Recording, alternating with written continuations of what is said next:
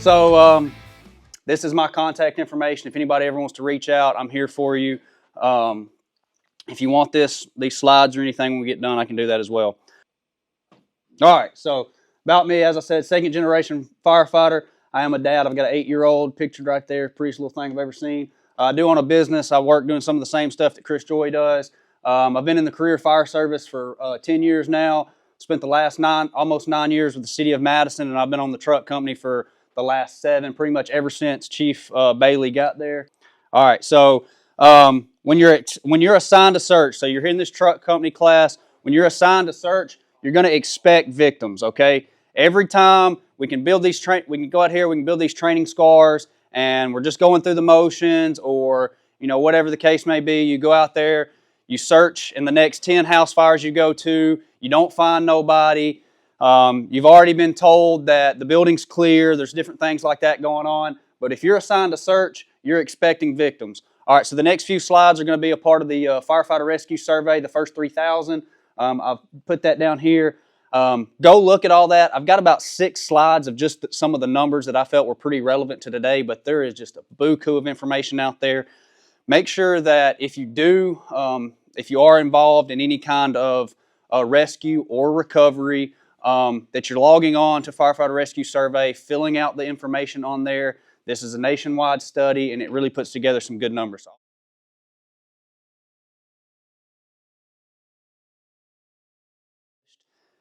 Our citizens are 20%, give or take, more likely to survive that incident than they are if you wait until the engine company's got the fire under control. You wait for who's y'all's next to you? Central, something like that? Tony? Harvest? If you're waiting for them to show up and establish RIT, the citizens in Monrovia are 20% less likely to survive than if you get your butt in there and do your job when you get on scene. Some more things right here. This is total rescue time versus their survival. So this is kind of just going back to the same thing we just talked about. If they're in the building less time, they're more likely to survive. Makes sense, right? The numbers don't lie, and you could have figured all this out without even looking at it. Offensive versus defensive. So initial motor operation. Do y'all do the same? We're working that direction. Writing it right now. All right, cool. So at Madison, we go on scene. All right, engine 2's on scene. We've got a 4-story multifamily dwelling. Nothing showing from the exterior. We're going to be out in investigation mode. Okay, that's kind of what we do 5 times a day, every day. But we also have offensive, defensive, and rescue mode, as well as transition in between the two. If you go defensive, people are going to die. Now, there's always a time to go defensive. But if somebody's inside and you go defensive or transitional or whatever, and there's going to be manpower issues and all that kind of jazz, we got to be aggressive firemen. Right here, 70% of people are surviving when we're putting people through the front door. This talks about numbers of rescues. Of course, we all want to be FDNY and put 6 people on the truck company and all that jazz. Most people are being pulled out with 1 person. So a little bit, we're going to get into it here in a little bit as far as oriented searches, rights, lefts, splits, all that jazz, window initiated, blah, blah, blah. So ticks are amazing. Y'all have ticks on all your rigs? Cool. So ticks are a great resource, okay? Really use those. The Seek has put out their new ticks. They've got like their old version. You kind of have to look down at it and it shoots out in front of you. Those ticks are down to about $500. The other small Seeks are now mounted like where they operate they're about the size of your phone.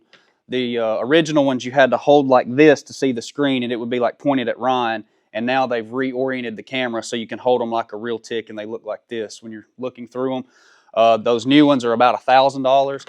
They are not NFPA compliant, but we had a Seek rep come by the fire station and show us the big Seeks versus the little Seeks and all that jazz. He said they're equally compatible, but something with the NFPA requirements and all that. Those big ones have the NFPA standard and they're 10 grand or whatever versus $1,000 and they'll do the same thing. So this is just some more we talked about when RIT was established and all that. As you can see, just like we talked about the 20% a minute ago, if you wait until the fire is under control, 20% of our victims are going to die. If we're waiting for the, I'm great with simultaneous knockdowns. I hope that this is what we're always doing in the city of Madison. Y'all are going to, being a volunteer department, you've got people coming from different locations and things like that. So you may not be able to simultaneously do things. In the city of Madison, there's no reason why we don't have an engine company going through the front door at the exact same time our truck company is going through the front door. So that's where we want to be with the simultaneous knockdown stuff. And then we're here because we're the truck company, and we're going to be assigned a primary search when we show up.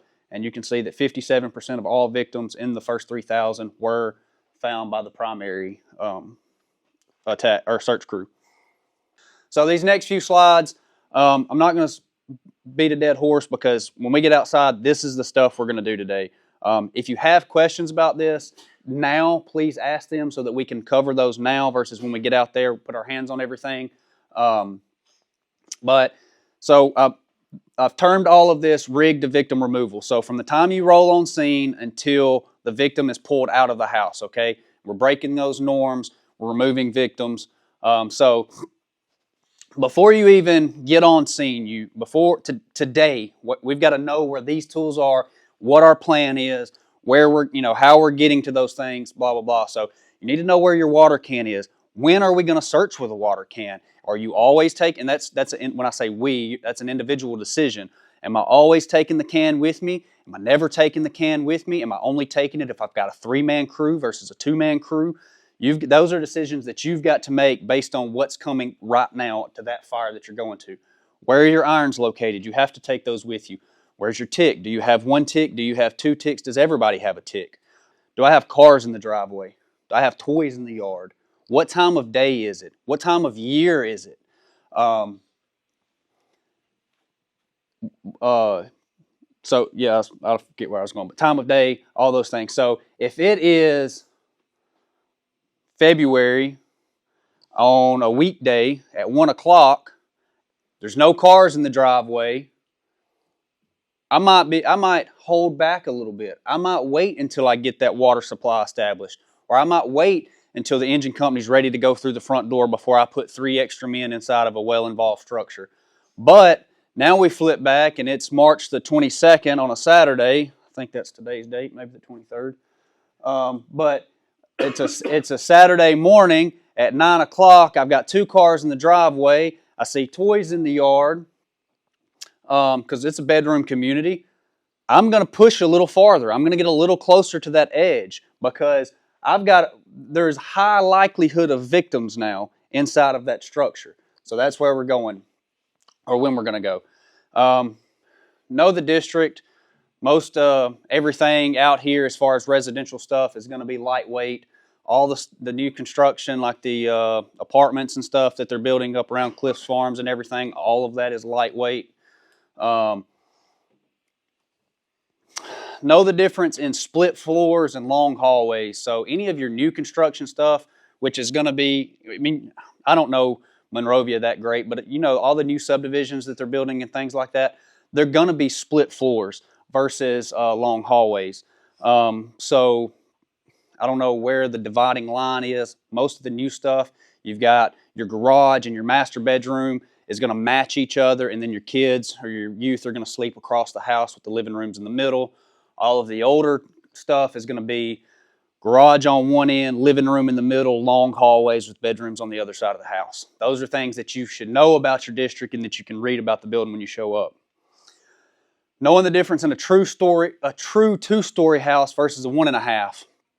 So if you roll up to like my house is a 1.5, the stairs are tucked away back beside the master bedroom and garage because I have a split floor house. And it just goes up to a bonus room. There's one other little room up there.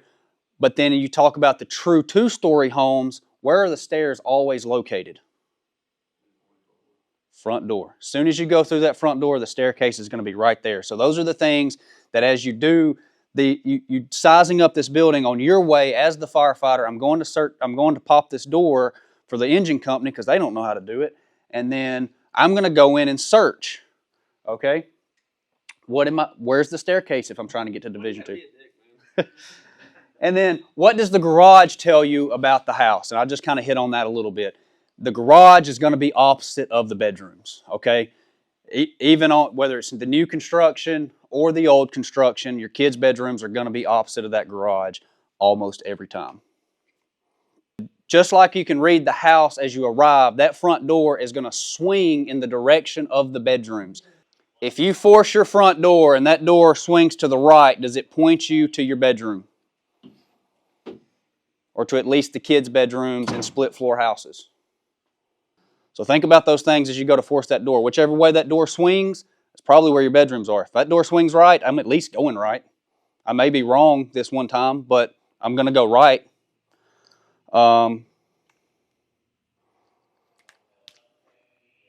So getting into forcing the door, we'll do some more of this when we get outside. Try before you pry, obviously sound the door.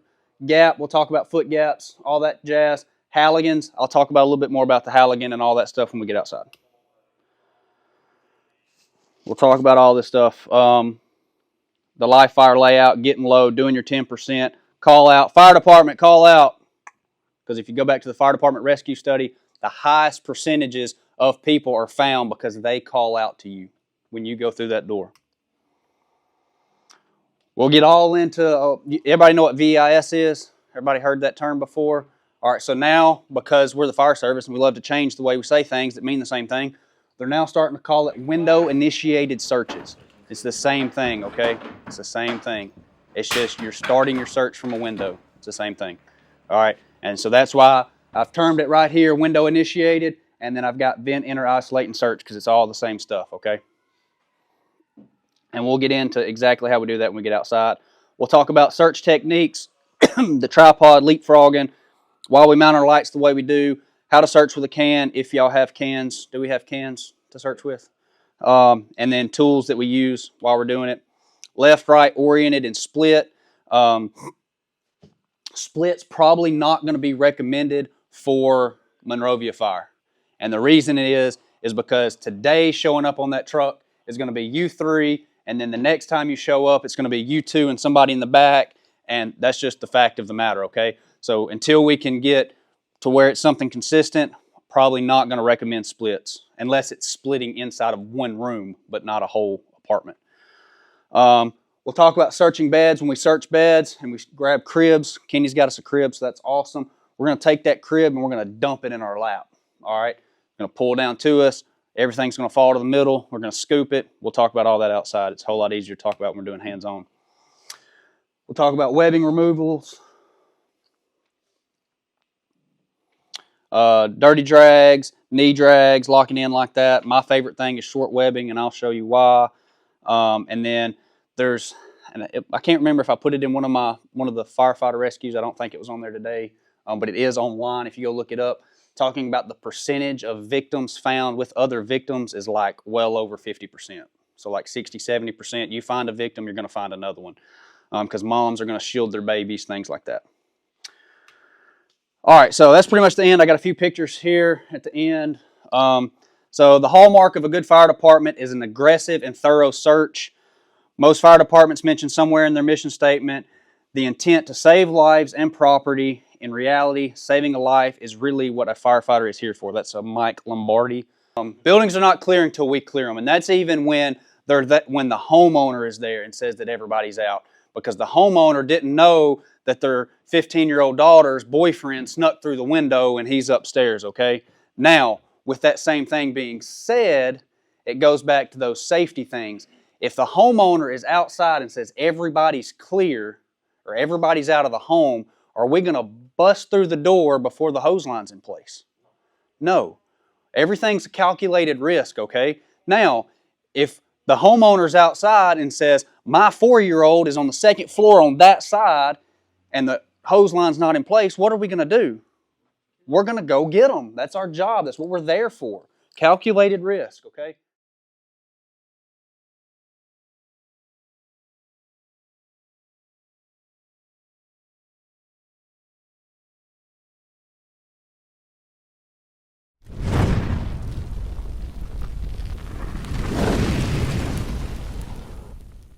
They said that they were making active fire attack and suppression on the Charlie Delta corner. If we can, we'll extend back in the alpha side of the structure and push in that way to help them out, okay? Okay. Y'all get on your trucks. Whatever truck you're on, get on it. Battalion.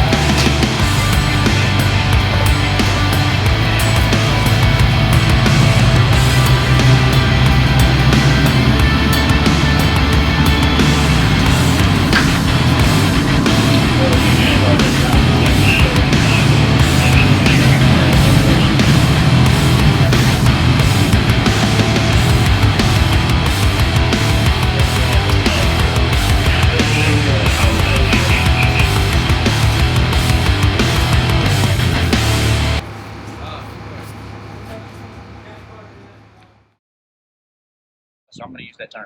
Your captain is your guy at the top of the ladder, okay? He's scanning you and letting you know, hey, the door is just to your left. You find the door, 10% search, you come back in.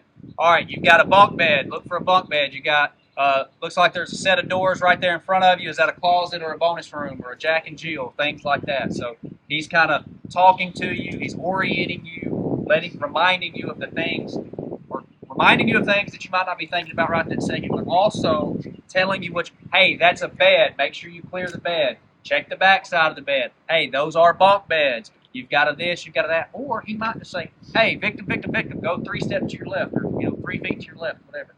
And then you go get it, you bring it to the door, or to the window where he's at.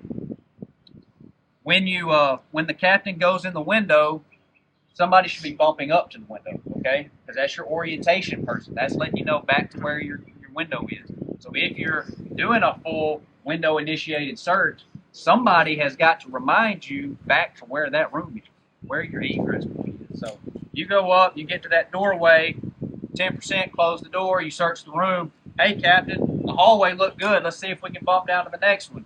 Go back to the door. We're going to the next one. Well, the captain's going to come to that door where you can bump to the next room, but you can't get lost up there and think, hey, I got to go here, I got to go there. You got to remember where your egress points are. And that's why the further you go into that structure, the more people it's going to take up to get there.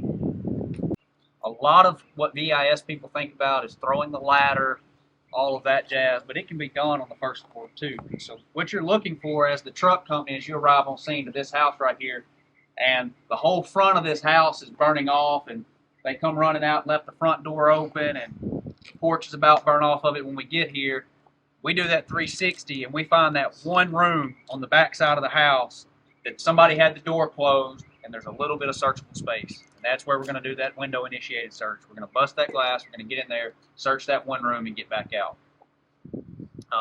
75% involvement means there's 25% worth of space we can get in there and search. And that's our job. That's what we're here to do.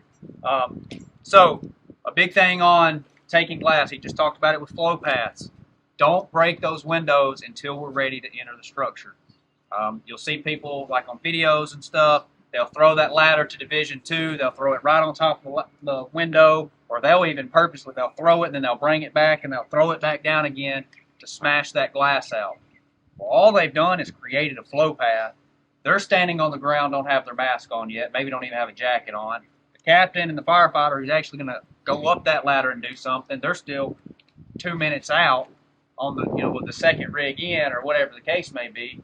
And that now the fire is coming to that window because the bedroom door on the other side of that window was left open and blah, blah, blah, blah, blah. So now you're bringing all that to you. So taking glass, don't take it too early. And then how much of the glass do we take when we get ready to take it? When we're in position, ready to go. All of it. All of it. Clear the entire glass, the sash, all of it. Pull it all out. And then clearing the blinds. I've watched a lot of people in training when they go to take blinds, everybody wants to grab those blinds and pull them to them. They just turn into a mess when you do that. If you've never put blinds in before, they're mounted at the top. They've got two little metal or plastic, depending on the quality of them, little snap downs in there, and then the top of it runs across like this. If you just pop it on one side or the other, they'll just fall to the floor. And even if somebody's laying there, some blinds falling on them, it's not going to hurt them. So just knock those out the back. So the second thing, we're going to vent it, we're going to enter it. So you're already at the top, you've taken that New York hook, somebody got the hook, take your New York hook, you take the whole glass, and you get ready to enter that structure. We're going to use the New York hook as a way to enter the structure. Now we can talk a little bit more about it. Get inside.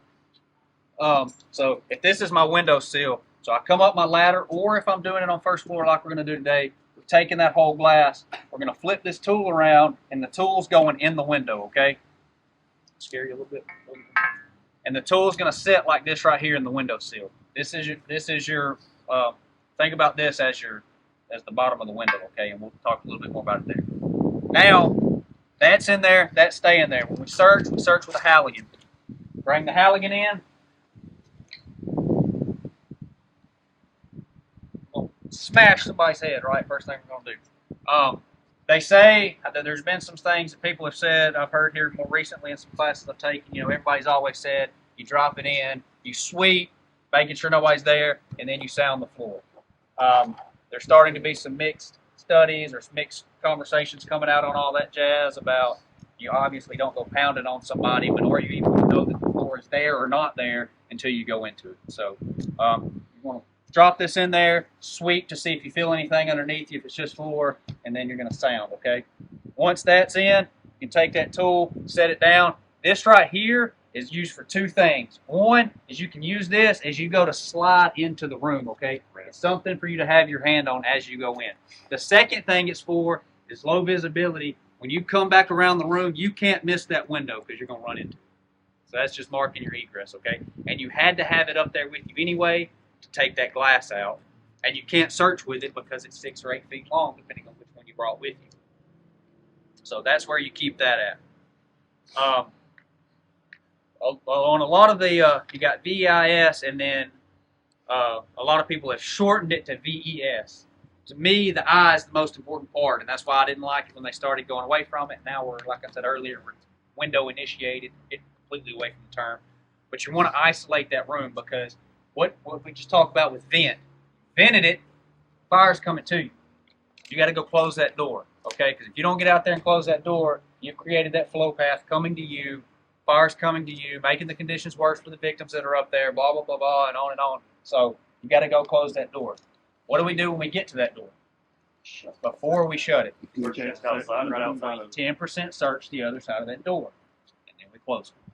We're looking for life, we're looking for fire, we're looking for layout. So if you see that the fire is the next room down, closing the door, and you're saying, hey, we've got fire in this hallway or this room, I just said, blah, blah, you come back in, you do your search, and you get out. Make sure not. Even though go on,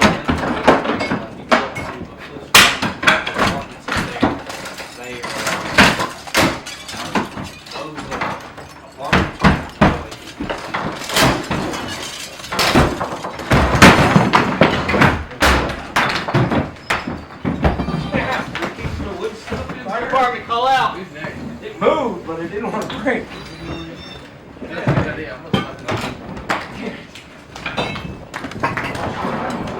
Just make sure you're getting this. You gotta love this throttle. You're here, and you're just sliding with it like this. Easier than right swinging doors. But then again, how long can you do that before you just like me personally, I carry a piece of webbing in my pocket. This is strictly whether I'm doing firefighter removal stuff or victim removal. Are you gonna like it? No. Are you gonna be alive? Probably so.